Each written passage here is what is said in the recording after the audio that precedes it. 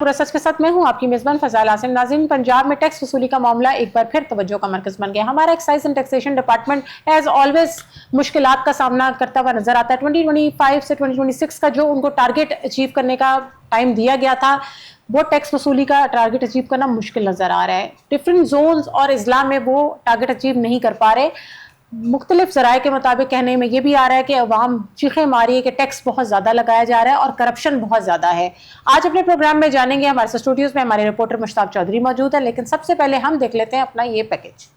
पंजाब जायदाद कमर्शियल व गैर कमर्शियल शॉप्स प्लाजा और छोटे बड़े घरों की मद में टैक्स रिकवरी 77 अरब पूरा करने में नाकाम। टैक्स सालाना 2025 तक 2026 दिया गया टारगेट लाहौर और पंजाब के मुख्तलिफ जोन के एक्साइज एंड टैक्सेशन ऑफिसर और मुतलका टैक्स रिकवरी अहलकार हदफ पूरा करने में नाकाम। डायरेक्टर जनरल एक्साइज की जानिब से एतवार को टैक्स रिकवरी अहलकारों की गुज़िश्ता माह जुलाई से 31 जून तक छुट्टी के रोज भी टैक्स रिकवरी करने की हिदायत की गई। इसके बावजूद सालाना टैक्स हद पूरा करने में नाकाम नजर आ रहे हैं। दूसरी जानब टैक्स देनदगानों को 70% टैक्स ज्यादा लगाए जाने का इंकशाफ भी सामने आ रहा है और गुज़िश्ता चंद सालों से मुख्तलिफ सर्कलों से टैक्स रिकवरी ना की गई, जिसके बहस टैक्स देनदगान शहरियों की तरफ से हजारों के हिसाब से टैक्स दुरुस्त करने पर अपील भी की गई, जिसे डायरेक्टर साहिबान टैक्स रिकवरी अहलकारों से साजबाज करके और टैक्स देनदगान शहरियों से साजबाज करके मुंह मगा नजराना वसूल करके टैक्स तशखीस को कम करके हुकूमत पंजाब के रेवेन्यू में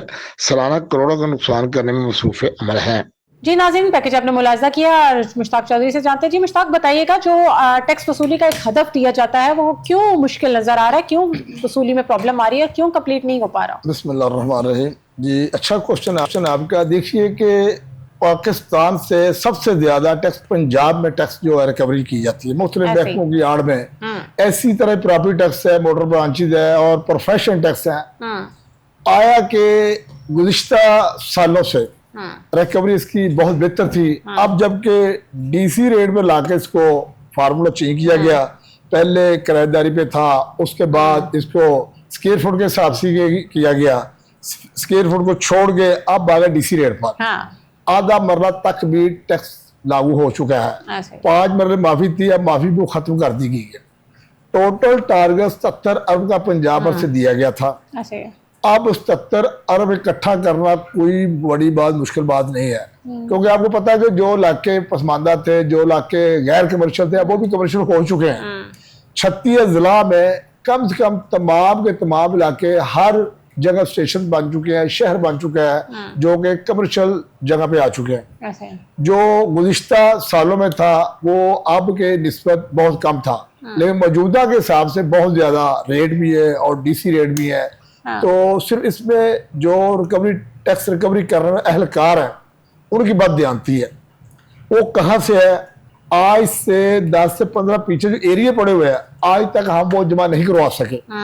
वाई जबकि मेरी ड्यूटी एक सर्कल में है, एक जोन में, मैं पंजाब के किसी कोने में किसी दफ्तर में काम कर रहा हूँ, तो अब 15 साल जो टैक्स पड़ा हुआ है, तो मेरे पास इख्तियारात है, मैं वो प्रॉपर्टी सील करूं या मुतलका टैक्स देनदगान जो शहरी उसको खराब कार्रवाई करूं, कानूनी कार्रवाई करूं। उसके करने के बावजूद रिकवरी नहीं की गई। क्या वजह? इसकी वजह यह है कि साल बाद करके उनको टाइम दिया जाता है। जब टाइम दिया जाता है, वो आगे कोई डायरेक्टर जनरल जी या मेन अफसर बड़े आते हैं या जिनका रोब रवा दफ्तर में होता है, जो काम करवाना जानते हैं, तो उस लिहाज पे अब जैसे ये डायरेक्टर जनरल इस बैंक में 2-2.5 साल से अब ये इनसे वर्किंग करवा रहे हैं। जितनी ज्यादा एरिया पड़े हुए हैं, जितने ज्यादा मामला तो टैक्स क्लियर होना चाहिए, क्योंकि मौजूदा हुकूमत जो है जब साहब जितनी भी हुकूमतें गुजरी हैं, तो इसी टैक्स के बिहाफ पे ही पाकिस्तान का निजाम चलता है। ऐसे है।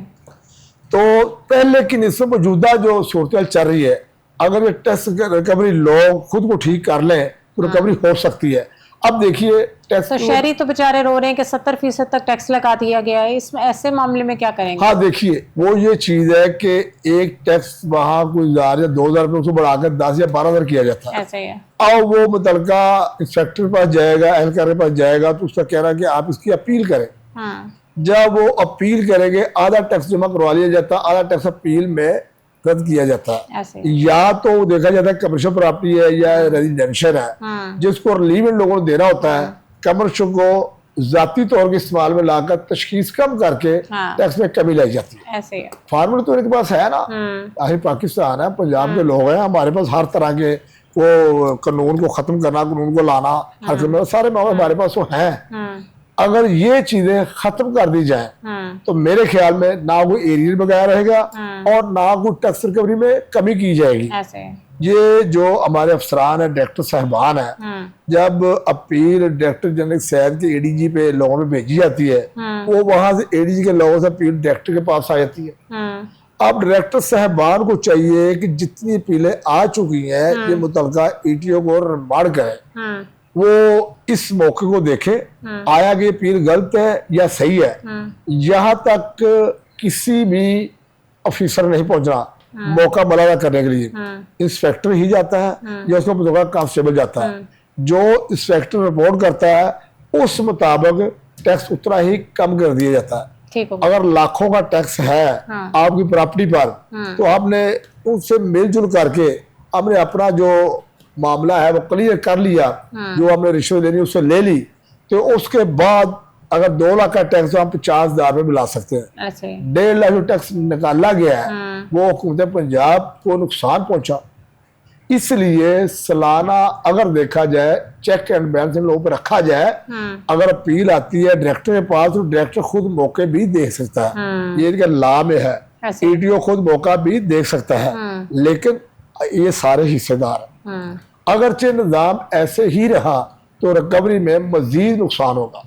तो इसको ठीक करने का तरीका यही है, अगर अपील की मद में टैक्स कम कर दिया जाता है, ये तो फॉर्मेलिटी पूरी करना होती है। शहरियों की अपीलों का और शिकायत का कोई इजाला करने का निजाम भी बनाया है कि नहीं बनाया, कि वो बस इस तरह ही कैसे ही चलेगा? देखो, शहरी को तो फायदा मिल गया ना। इसका टैक्स 5 लाख 2 लाख का है, उसको 50 उसको तो फायदा मिल गया, फायदा हो गया, ठीक हो गया, उसको रिलीफ मिल गया, ठीक हो गया। लेकिन मुतलका जो एहलकार है उसको चाहिए कि मैं जो रिलीफ दे रहा हूँ अगर बनता तो रिलीफ दूं, अगर नहीं रिलीफ बनता तो ना दूं, ताकि मैं अपनी जेब की खातर मैं मुझको नुकसान पहुंचा रहा हूँ। वो तो शहर तो पैसे दे रहा है, तरीके भी हम उनको खुद ही बताते हैं, तो ज़ाहिर इसी लिहाज पे आगे नुकसान भी पहुंचता है। ये अपील सिस्टम मेरे ख्याल में करीब खत्म हो जाएगा, क्यों डिसीजन लगा दिया गया है, जितने एरियर पड़े हुए हैं एरियर क्लियर हो जाए तो अपील सिस्टम खत्म हो जाएगा। नहीं तो फिर कोई ऐसे सिस्टम भी तो होना चाहिए ना, जो ऐसे खजानों को, रेवेन्यू को जो खसारा पहुंचा रहे हैं, ऐसे लोगों के लिए कोई कानून होना चाहिए। देखिए, जितनी पंजाब पर प्रॉपर्टी किसी को भी टैक्स पूरा नहीं लगा, किसी को भी टैक्स पूरा नहीं लगा। टैक्स हर प्रॉपर्टी को 80% 70% लगा है। तो डिजिटलाइज नहीं किया गया सिस्टम को? किया गया है, लेकिन वो भी तो हर लोग डीओ बैठे हुए ना, वो भी इंसान है ना, वो जितना डाटा फीड करे उतना डाटा का टैक्स आना, उसको कम करना, उसको बढ़ाना, मशीन तो उनके हाथ में है ना, बटन तो उनके हाथ में है। वो दूसरा तो तरीका है नहीं सिस्टम। सबसे ज्यादा करप्शन किस जगह पे पाई जा रही है सारे नेटवर्क के अंदर?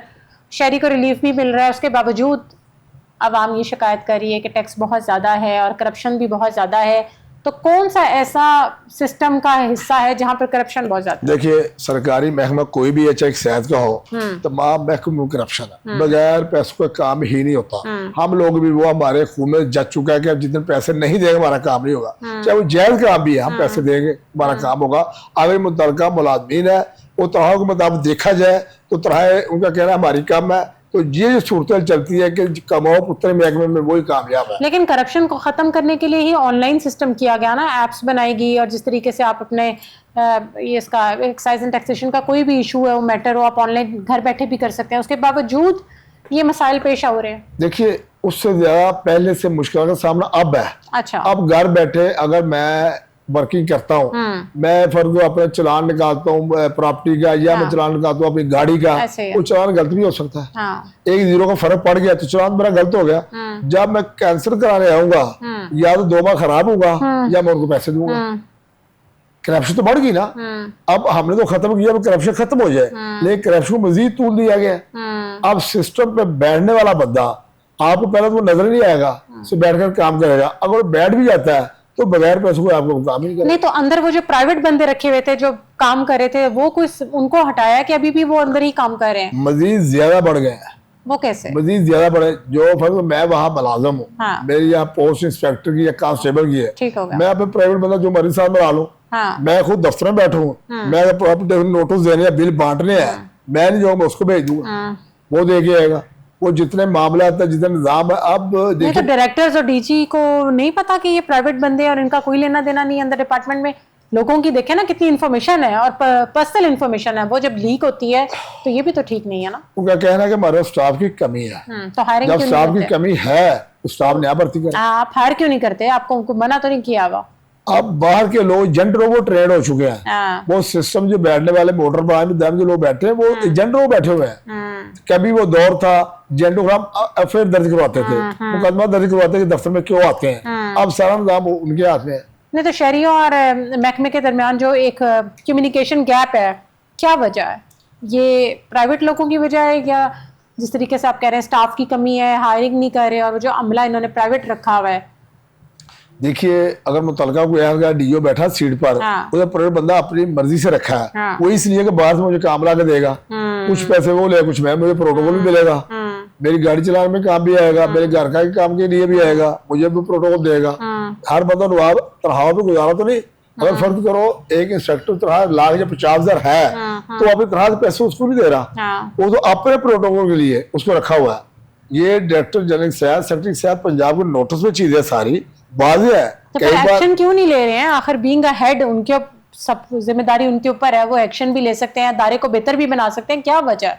यकीन मान ले, आज तक ये जो सोचते हैं हमें भी समझ नहीं आई। इतना कुछ होने के बावजूद काम खराब भी हुए हैं, करप्शन के लोग पकड़े भी गए और उनके खिलाफ कार्रवाइयां भी हुई हैं, उसके बावजूद उन बंदों को सफाया नहीं किया गया। वो उनके साथ साथ के वापस आ जाते हैं, वो प्राइवेट उनके साथ साथ ही है। एक दो फर्क पड़ेगा, दोबारा उनके साथ ही है। कई ईटीओ ऐसे हैं उन्होंने बंदे साथ रखे हुए हैं, क्योंकि पहले जो लोग थे पढ़े लिखे ज्यादा नहीं थे। पहले लोग मैट्रिक पास, एफए पास है, वो डाटा ऑपरेटिंग या सिस्टम चलाना नहीं आता। ये सिस्टम अब चेंज हुआ है। तो मुश्ताक चौधरी, इस निजाम को हम बेहतर फिर कैसे बना सकते हैं? अगर ये प्राइवेट लोग इसी तरीके से काम करेंगे तो करप्शन तो का बाजार तो गर्म रहेगा, अवाम तो इसी तरीके से परेशान रहेगी। देखिए, अवाम तो शुरू से परेशान है और दूसरी अवाम को सूरज रिलीफ, अगर वो पैसे जमा करवा रहा है, टैक्स दे रहा है, उसको रिलीफ चाहिए। रिलीफ हमें तो मिलता नहीं। हम तो ये कि बस जो मामले इधर उधर चल फिर रहे हैं या वो रिकवरी दे रहे हैं या अपने काम के लिए पैसे में चलान जमा करवाते हैं, गाड़ी का हो या टैक्स का हो देते हैं, लेकिन हमें खुआरी है, अवाम को खुआरी है। आज भी अगर हम ये अवाम से पूछें तो अवाम को आज भी खुआरी है। वो इसलिए स्मार्ट कार्ड्स का मसला था, जो जीपीओ में चले जाते थे और वहां से पोस्ट नहीं हो पाते थे और लोगों को नहीं पहुंचते थे, तो वो मसला कहां तक पहुंचा है? उसमें अवाम को आसानी पैदा की है कि नहीं? ज्यादा हालात खराब अब है, वही जा रहे हैं, पोस्ट ऑफिस जीपीओ में जा रहे हैं। अच्छा, वो जीपीओ वाले लोग बेसमेंट फेंक देते हैं, महीना 20 में पड़े रहते हैं। उसके बाद जिनके हैं वहां तक पहुंचाते हैं, आगे को मिला कोई नहीं, एड्रेस नहीं मिला, बहाना लगाकर वहां आगे वापस फिर शायद दफ्तर भेज जाते हैं डिलीवरी सेक्शन में। वहां से मतलब 6 महीने बाद, साल बाद कार्ड ले, कई कार्ड गुम हो चुके हैं। वो वही का वही निजाम है, वो चेंज नहीं हो सका। वो निजाम ज्यादा खराब हुआ, सही नहीं हुआ, वो ज्यादा खराब हुआ है। तो क्या सिस्टम होना चाहिए कि अवाम को परेशानी का सामना ना करना पड़े और महकमा भी बेहतर हो जाए? देखिए, इतनी शिकायत के बावजूद जो हैंडल कर रहे हैं, वही हालात हैं, जो महकमे हैंडल कर रहे हैं, जो महकमे के ऑफिसर बैठे हुए हैं, जो पढ़ाई इतने ले रहे हैं, मराहत इतने ज्यादा ले रहे हैं, उनको चाहिए ठीक करें, लेकिन ठीक कर सकते हैं ना, ठीक करें वजह सामने नहीं आज तक आई। क्यों नहीं कर सके? ना तो वो कार्ड सिस्टम ठीक हो सका गाड़ियों का, ना उनके आईटी करेक्शन ठीक हो सकी है, जो आईटी सिस्टम था वो बेहतर नहीं हो सका। अब देखिए, आईटी सिस्टम अल्फा टावर से चलता है। हमने आईटी के जो मुलाजिम यहाँ अपने पास बढ़ाए हुए हैं, ये दफातर के दफातरों में, अब यहाँ जो करेक्शन मेंटेनेंस डालनी है, वो मेंटेनेंस यहाँ से वहां जाएगी, वहां 1 माह लगे, 2 माह लगे, 3 माह बाद करेक्शन होकर वापस आएगी। हमारा ये सवाल है कि जो आईटी सिस्टम के माहिरीन है वहाँ अल्फा टावर में बैठे हुए हैं, इन दफातर में क्यों बैठाए जाते हैं? वहां से मशीन चल रही है तो यहाँ से मशीन क्यों नहीं चल सकती? जो आईडी कार्ड करेक्शन है, दूसरे काम वो यहाँ से हो रहे हैं। जो मेंटेनेंस डालते हैं, मेंटेनेंस एक नाम दिया गया, देखिए मेंटेनेंस आप करेक्शन फार्म लेंगे, वो गाड़ी की फाइल की कॉपी लेंगे, आप इंस्पेक्टर पास जाएंगे, फिर आप ईटीओ पास जाएंगे, ईटीओ में आईटी में भेजेगा। इतना ढेर हमने लगाया हुआ कागजों का, एक तरह से हमने पेपर लेस किए हुए हैं, बगैर पेपरों के, बगैर कार्ड के, बगैर फाइल के आपकी गाड़ी ट्रांसफर हो जाती है। तो दोबारा पेपर क्यों ले रहे हैं? देखिए, अगर किसी गाड़ी का सिस्टम में डाटा खराब है या करेक्शन होने वाली है, फिर देखिए आपके अपने सिस्टम है ना, आप जब नंबर लगाएंगे आपको पता चलेगा गाड़ी की करेक्शन कहाँ से खराब हुई है, उससे मुझसे ये खुद ही उड़ा देते हैं। अब देखिए कई ऐसी बाइक्स हैं जिनकी रजिस्ट्रेशन डेट नहीं आ रही, उनके कार्ड बन चुके हैं, उनकी फाइल घरों में पहुंच चुकी है, रजिस्ट्रेशन डेट किसने सही करनी है, किसने डालनी है, वो मुतलका डीओ डालेगा, मुतलका महकमा डालेगा, उसने पैसे जमा करवा दिए, उसने अपना कार्ड वसूल कर लिया, जो फीस मुआवजा बनता उसने दे दी गवर्नमेंट को। अब ये गवर्नमेंट के लोग बैठे हुए हैं, ये पूरा डाटा ठीक क्यों नहीं करते? क्यों आसानियां पैदा नहीं कर रहे अवाम के लिए, जबकि इस हुकूमत का तो ये मेन बात ये है कि करप्शन फ्री पंजाब बनाना है। अब डाटा खुद उड़ा दे, साफ कर दे सिस्टम से, मेरी बाइक से, किसी की बाइक से, शहरियों की बाइक से, उनकी गाड़ियां हैं, अगर डाटा शहर उड़ाते जाके, सिस्टम तो उनके हाथ में है, मेरे हाथ में, शहरों के हाथ में सिस्टम तो नहीं है। ऑब्वियसली वही डील कर रहा है। जो डाटा इतना उड़ जाता है तो गलती किसकी शामिल होती है? शहरियों की, मोटर मार्केट की गलती है। जो मुतलका लोग दूध के धुले हुए हैं, जो डीओ बैठे हैं, उनकी कोई गलती नहीं है। वो 3 या 4 माह बाद प्रोडक्शन ठीक हो, चाहे उसे गाड़ी आगे फरोख्त करनी है या उसका कारोबार शोरूम सेल परचेज करनी है, वो 6 महीने के लिए बंद हो गया, वो तो काम नहीं कर सकेगा। आया कि खुदा कि जो ऐसी चीज तैयारी है नुकसान में है, शहरियों के नुकसान में है। अवाम के नुमाइंदे हैं, अवाम की बात करते हैं, अगर हमारी बात इसमें गलत है तो हम लोग गलत, हमारा प्रोग्राम भी गलत है। प्रोग्राम का नाम सच है और हम सच बोलते हैं, सुनने वाले नाज़रीन इस चीज को समझ रहे हैं। हमारी जो बात है ये सच है, और जिसके पास गाड़ी है, जिसके पास प्रॉपर्टी है, उन लोगों को पता है हम सही कह रहे हैं गलत कह रहे हैं। अगर मुतलका जो मुलाज़मीन खुद को ठीक कर लें तो शहर को ऑटोमेटिक सहूलतें बेहतर हो जाएंगी। तो ऑडिट सिस्टम कोई नहीं है इधर, जो टैक्स रिकवरी करते हैं, जो जाके वसूलियां करते हैं, इनका कोई ऑडिट सिस्टम नहीं है? सर ऑडिट सिस्टम है, ऑडिट त्राज लगाता है, नहीं आ रहा। लेकिन ऑडिट भी तो हम में से लोग है ना, वो कौन से बाहर से है, वो अपना हिस्सा लेते हैं, सब अच्छे की बात है। मैं तो बात ये पहले कर चुका हूँ, जो सरकारी दफातर पंजाब के हैं, कोई ऐसा दफ्तर मुझे बता दे जहाँ करप्शन नहीं है। हर दफ्तर में करप्शन है, लेकिन कहीं ज्यादा है, कहीं कम है, कहीं कोई बेहतर निज़ाम है, कहीं बिल्कुल खराब निज़ाम है। तो इसी निज़ाम के बहस अवाम को खराब किया जाता है। अगर हम रेवेन्यू देते हैं, अगर हम रेवेन्यू जनरेट करवाते हैं, तो रेवेन्यू के बदले हमें कुछ तो मिलना चाहिए। अब गाड़ी रोड में तब लाते हैं, पहले हम उसकी फीस अदा करते हैं, हम प्रॉपर्टी तब बनाते हैं जब उसकी पहले चला पैसे पे करते हैं, उसके हम जो टैक्स बनता है वो देते हैं, बाद में हम उसको तमीर करते हैं, और तमीर करने के बाद ताहियात हम उसके पैसे देते हैं, हर साल हम उसके पैसे देते हैं। पैसा हमने अपना लगाया है, मैं तो हमने अपनी की है, लेकिन गवर्नमेंट तो पैसे दे रहे हैं। अवाम क्या मांगती है? सहूलत, बस दूसरी तो कोई नहीं मांगती। फैसिलिटेट किया जाए, इसके बदले फैसिलिटेट तो करना चाहिए, सहूलत तो मिलनी चाहिए।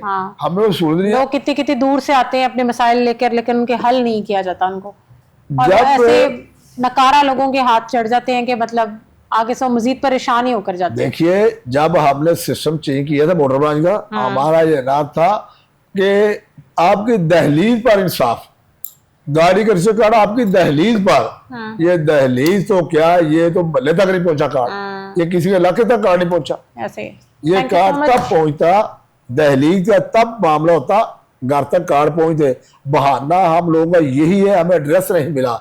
देखिए, एड्रेस जो लिखा है उन्हें सिस्टम में है, उसके मोबाइल नंबर लिखा होता है, मेरे एड्रेस है, मोबाइल नंबर है, बाकी चीजें पहुंच सकती है। ये हमारा कार्ड वहां तक पहुंचा था, हमारी गाड़ियों फैल वहां तक नहीं पहुंच सकती, सिर्फ बात ध्यान थी और कोई चीज नहीं। Mushtaq Chaudhary, thank you so much for time. नाजरीन, आज का प्रोग्राम आपने मुलाकात किया, अगले प्रोग्राम में मुलाकात होगी न्यू टॉपिक्स के साथ। तब तक अपनी मेजबान फजाइल आसम को दें इजाजत। अल्लाह हाफिज।